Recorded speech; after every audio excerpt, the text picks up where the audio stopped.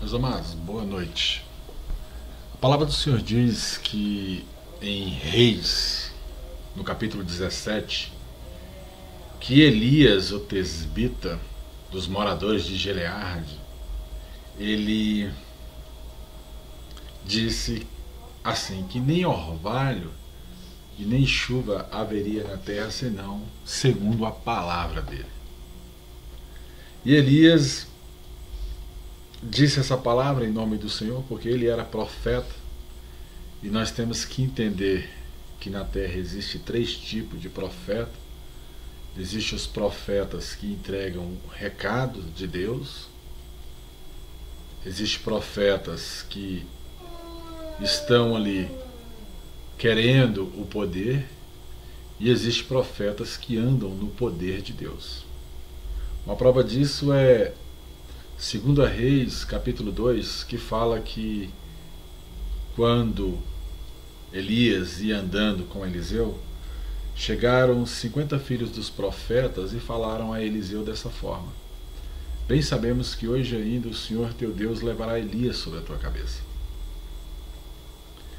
Chegaram para Eliseu e Eliseu respondeu dessa forma: eu também sei, mas calai-vos. Por que o recado era de Deus e Eliseu mandou calar? Eliseu mandou calar porque ele também sabia do recado. Ele sabia que naquele dia Deus levaria o profeta Elias ao alto céu. Mas como ele era bem íntimo de Elias, ele queria simplesmente a dupla unção de Elias. E quando nós vamos ver esse contexto, a palavra do Senhor nos revela que aqueles primeiros 50 entregaram o recado a Eliseu, mas Eliseu também sabia do recado, mas ele queria o poder que estava sobre a vida de Elias, tendo em vista Elias ser levado ao alto céu. E quando eles chegam ali na beira do rio, passando ali para a outra região, vieram mais 50 filhos de profeta e falaram novamente a Eliseu: bem sabemos que hoje ainda Deus levará Elias sobre a tua cabeça. E ele repetiu: eu também sei, mas calai-vos. E Elias, querendo se livrar ali de Eliseu, ele falou assim: olha, fica aqui que eu vou além orar. E ele: bem sabes tu, homem de Deus, que não te deixarei, porque vives tu e vive o Senhor teu Deus, que não te deixarei. E ele falou: então venha. Chegando à beira ali do rio, Elias bateu a capa na água, a água se abriu e passaram-se os dois. E Elias vira para Eliseu e fala assim: Eliseu, o que queres que eu te faça? Aí ele: homem de Deus, eu quero a tua dupla unção. E Elias sabiamente respondeu: se tu me vires subindo ao alto céu, é a confirmação que Deus está te dando a minha dupla unção. Elias falou isso porque a unção não pertencia a ele, mas sim ao Deus Todo-Poderoso que lhe deu. Ninguém pode dar uma unção que não é sua. E eles andando, um carro de fogo passou no meio dos dois, um redemoinho levou Elias ao alto céu pelo outro lado. E quando a capa caiu, Eliseu viu tudo aquilo, e Eliseu, ainda temeroso, pegou a capa, chegou à beira do rio, na volta, e bateu na água.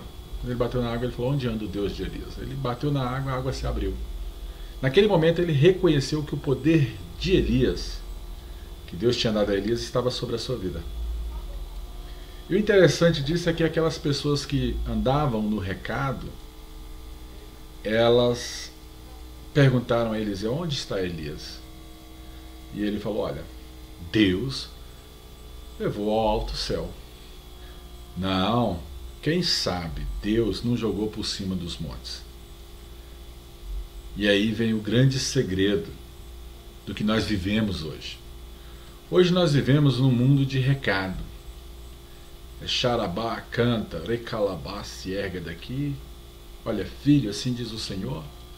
E entregam muitas das vezes recado de Deus, mas quando os profetas não vê, eles não enxergam que esses recados que eles estão entregando não estão se cumprindo, eles simplesmente duvidam. Foi o caso que aconteceu com esses profetas Esses profetas, eles entregaram o recado, mas quando não viram Elias, pensou que Deus tinha jogado por cima dos montes. Ora, o recado era de Deus, mas eles duvidaram depois. E o aprendiz de profeta, que era Eliseu, confiou até o fim e ficou com a dupla unção do homem de Deus. Nos dias de hoje, nós vemos claramente que dentro da igreja existe o profeta de Deus, é homem de Deus, são mulheres de Deus que entregam um recado. Mas o interessante da vida de Elias é que Elias andava no poder e posteriormente, depois, Eliseu também andava no poder. A grande pergunta que eu faço hoje, lá em Ezequiel 34 também fala isso, que o pastor ele tem que curar a enferma, ele tem que ligar a quebrada, ele tem que buscar a desviada, ele tem que ir atrás da ovelha perdida. E Deus fala que tem uma palavra contra os pastores. Mateus 10 também fala que ide e curai os enfermos. Também é repetido em Marcos capítulo 16 que fala: ide por todo mundo, pregai o evangelho a toda criatura, quem crer for batizado será salvo, quem não crer será condenado. Mas hoje nós temos a mesma situação dentro da igreja. A Bíblia diz que nós somos revestidos de autoridade, de poder. O próprio Espírito Santo falou: abre a tua boca e eu falarei por ti. E o profeta Elias naquela época ele falou: não haverá chuva senão segundo a minha palavra. E quando ele ficou na beira do rio Querite, que o Querite secou ali, os corvos vieram e simplesmente alimentaram a Elias. Quando não teve alimento de jeito nenhum, o próprio Deus falou assim: olha, vá à viúva de Sarepta. E aquela mulher estava ali, e nós vamos ver aqui no versículo de número 14, porque assim diz o Senhor, Deus de Israel: a farinha da tua panela não se acabará, e o azeite da tua botija não faltará, até o dia em que o Senhor fizer cair chuva sobre a terra. Houve aquela grande fome, e aquela mulher só tinha ali um pouco de óleo, um pouco de farinha, e Elias mandou fazer primeiro para ele. Parece até presunção, mas na verdade o profeta que anda na plenitude do Espírito Santo, ele sabe o que faz. Ele tem a inteligência de Deus para resolver determinados problemas, seja numa empresa, seja numa casa, seja a respeito de fome, seja a respeito de país, seja a respeito do que for. O profeta, ele sabe como resolver, porque ele é a autoridade de Deus, ele é boca de Deus sobre a terra. E Deus honra porque não é porque Deus escolheu, mas é segundo o altar, segundo uma busca que está lá previsto em 1 Coríntios capítulo 12, que todos os dons são buscados. Isso é um preço de anos, preço de 20 anos, preço de 30 anos pago aí no joelho, jejum, oração, subir no monte, descer no monte. E Deus começa a fazer essa transição do profeta do recado para o profeta que verdadeiramente está na sua plenitude, em espírito e verdade, porque Deus sonda coração, Deus sonda sinceridade, Deus levanta os homens de Deus sobre a terra e as mulheres de Deus também. Mas o interessante de viver debaixo de um poder, debaixo de uma autoridade, é que você passa a ser boca de Deus sobre a terra. O que você fala se cumpre, e não é recado para muitos dias. Uma prova disso foi uma profecia que foi postada aí em 2015 a respeito que iria vir a mão de Deus muito forte sobre a política brasileira. E realmente veio. Hoje, no mês de março, nós vemos que Deus verdadeiramente está aí usando o poder judiciário para vir contra os políticos do Brasil. Também foi falado sobre os pastores, que os pastores que se intitulam pastores abrem a igreja e comem da lã das ovelhas.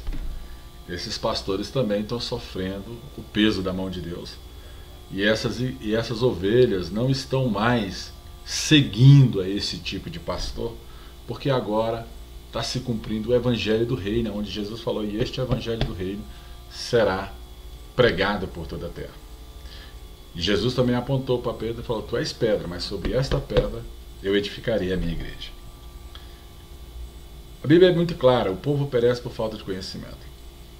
Então, a fonte de bênção, porque o Senhor falou que minha é a terra e a plenitude da terra, e dou ela aos filhos dos homens para que dela se fartem. está na boca do profeta, daquele que tem a plenitude do Espírito Santo, daquele que já é espiritual e não carnal, porque a Bíblia fala que as coisas espirituais se discernem espiritualmente, mas as coisas carnalmente. O homem espiritual discerne bem todas as coisas, mas de ninguém é discernido. Então, quando esse homem de Deus ele fala sobre a terra, seja bênção ou maldição, segundo um discernimento de Deus, se cumpre. Mas ele também é responsável por toda palavra que sai da sua boca. Então é melhor abençoar do que amaldiçoar. Mas ele já conhece Deus numa tal instância, num tal grau de conhecimento, que Deus fala com ele praticamente todo dia e revela as coisas e trata como amigo mesmo. Já não trata ele como servo e sim como amigo. E o grande recado que eu tenho a dar em época de crise, agora, é que existe profetas, homens de Deus, que podem simplesmente chegar e declarar algo dentro da sua empresa, dentro da sua casa, dentro da sua família, e cessar toda a astúcia de Satanás sobre o teu negócio, sobre a tua vida pessoal, familiar, sobre o teu casamento, sobre a tua enfermidade, seja lá o que for. Porque nós temos autoridade para isso. A palavra do Senhor diz que assim como pensou, assim é. Do jeito que ligar na terra está ligado no reino. Então nós temos que entender que Deus ele nos deu autoridade e mandou a gente cumprir o ID. Somos embaixadores de Cristo. Somos um povo de propriedade exclusiva de Deus. Mas você tem que achar a terra fértil. Porque muitas das vezes você tem plantado em terra que é espinhosa. A semente caiu no meio desses espinhos e foi sufocada. Você também plantou no meio de pedras. E pedras não houve sombra e também sufocou a semente. Plantou à beira do caminho, viu as aves de rapina e pegou. Mas quando você achar a terra fértil, essa terra ela vai multiplicar 30 a 60 e a 100 por 1. Então você tem que analisar o altar. Qual altar você está cumprindo a palavra? A palavra do Senhor diz: trazei o dízimo e as ofertas à casa do tesouro, para que haja mantimento na minha casa, e depois provai-me nisso. Mas o altar tem que responder. O altar ele tem que responder à altura daquilo que recebe. Não só dar, me dar, mas também profetizar e Deus cumprir segundo a palavra do homem de Deus, segundo a palavra da mulher de Deus.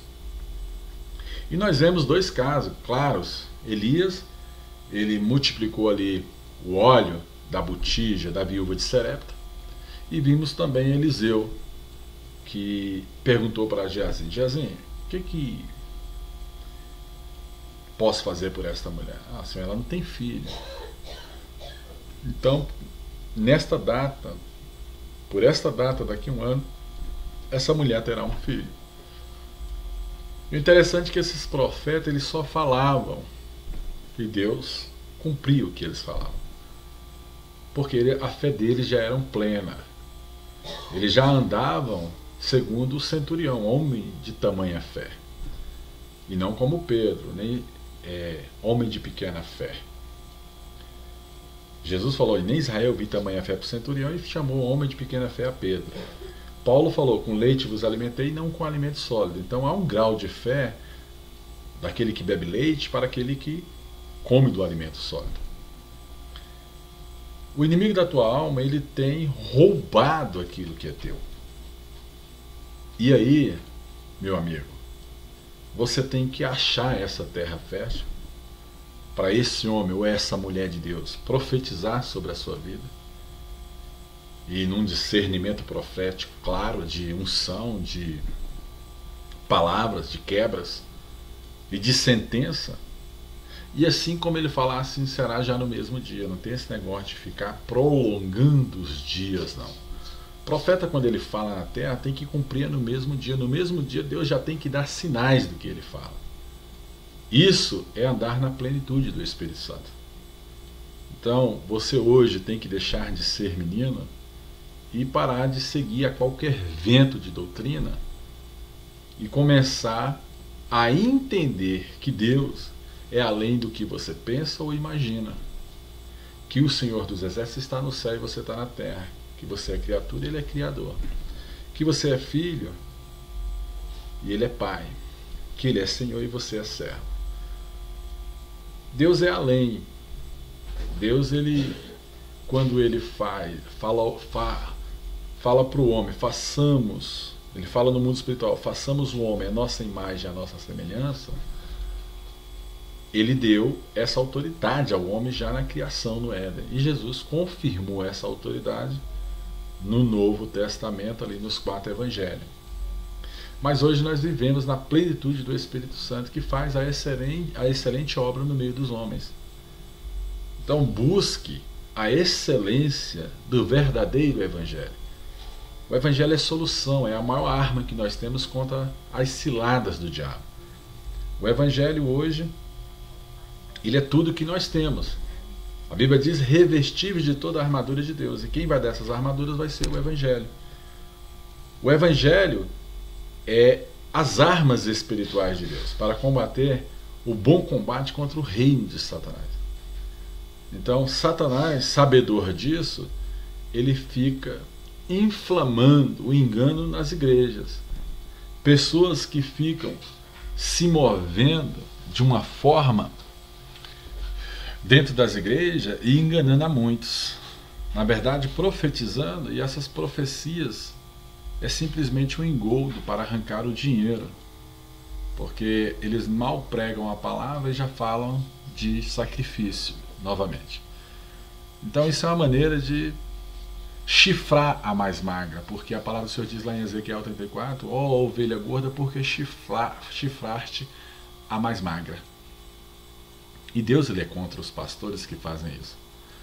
Pessoas que estão juntando verdadeiras riquezas na terra, enquanto Jesus falou assim: ó, não juntei riquezas na terra. E Deus até fala, um homem chegou na parábola lá em Lucas 12, um homem chega e fala assim: olha, tudo isso construí com o fruto das minhas mãos, agora eu vou ter que achar um celeiro, alargar os meus celeiros para colocar todo esse plantio.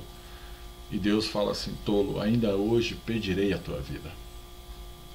Nós temos que entender que nós não somos dessa pátria, temos que entender que nós somos embaixadores aqui, que somos um povo real, um sacerdote santo. Nós temos que entender que por mais que a gente venhamos a viver como cabeça nesta terra, nós não somos daqui. Nós andamos por cima, não andamos por baixo, andamos à frente e não andamos atrás. Nós somos filhos de Deus, nós não somos dessa pátria. A Bíblia fala que nós não somos dessa pátria, nós somos do reino de Deus. Claro, a gente vai viver aqui, também não precisa viver como miseráveis, mas temos que viver como pessoas íntegras, retas, temente ao Senhor, se desviando de todo o mal, para que Deus cumpra a sua verdadeira palavra sobre as nossas vidas. E entenda hoje, esses 3 tipos de profeta: aquele que anda no recado, aquele que quer o poder e aquele que anda no poder de Deus e pode resolver o problema de um povo. Se você entender isso, você vai começar a entender a casa do Senhor, a casa de oração, porque a palavra do Senhor diz que a ovelha, ela segue a voz do bom pastor. Então é para você, ovelha. Começa a identificar a terra que você planta, a terra que você anda, com quem você fala, o que você ouve, porque a Bíblia fala que na própria casa de Deus há vaso de honra e de desonra. Que essa palavra hoje venha edificar a sua vida e que você cresça.